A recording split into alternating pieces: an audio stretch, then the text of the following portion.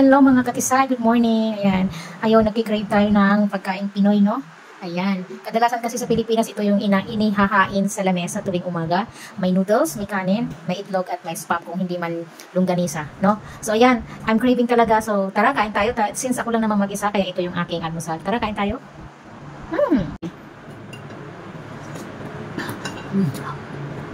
Siyempre may kanin tayo. Hindi ko lang alam kung mauubos ko ito, no? Pero alam ko hindi ko ito mauubos.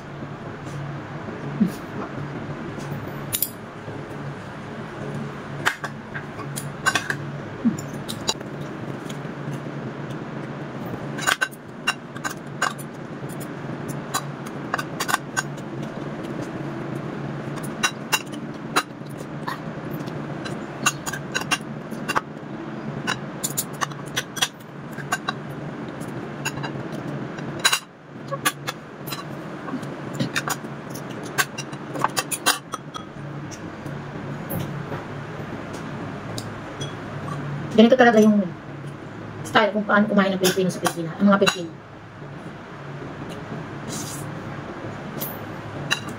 Noodles, nilalagay sa kanin.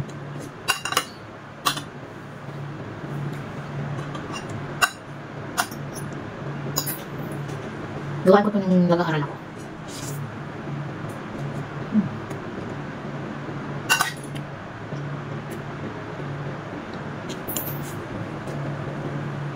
Stop.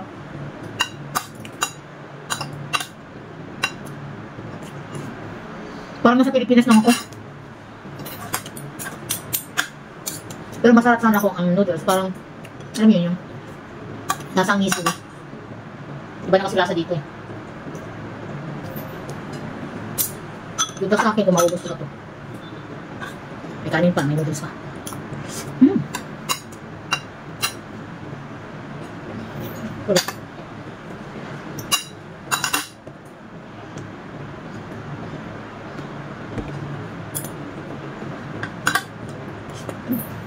Actually, minsan lang ako kakain ng ganito mga lods.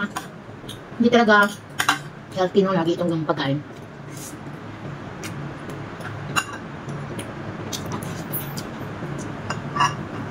Talagang nag-crave lang ako. Pero gusto ko lang talaga kumain. Since ako lang mag-isa.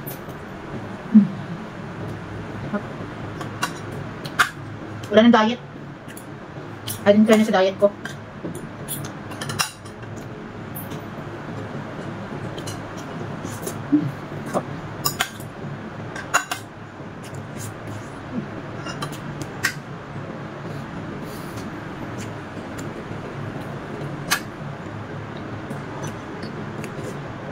Tapos yung noodles kumanghang pa. Sarap.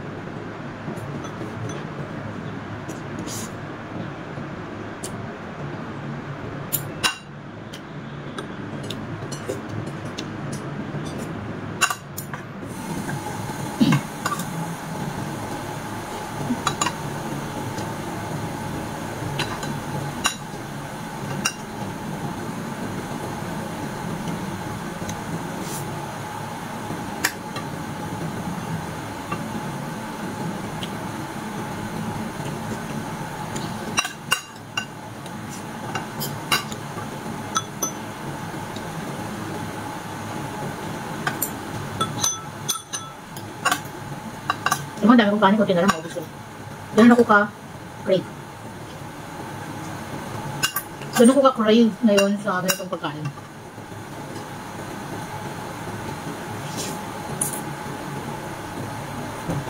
Minsan ko lang naman kinakain ko yung mga instant, dilata. Minsan lang yan. Hindi araw-araw. Pero syempre yung egg, araw-araw yan. Kadalasan ang gawa ko sa egg, nilaga lang.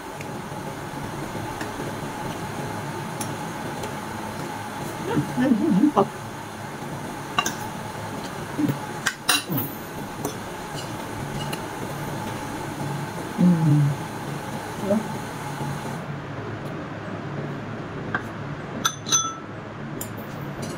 So.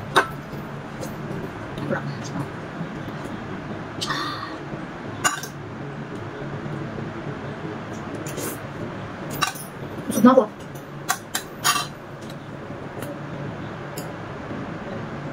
Kung may paglalagyan pa sa tiyan ko, gusto ko pa kumain.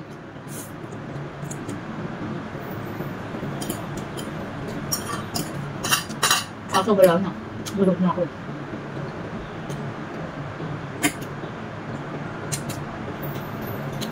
I'm sorry. Hindi ko na mauwas.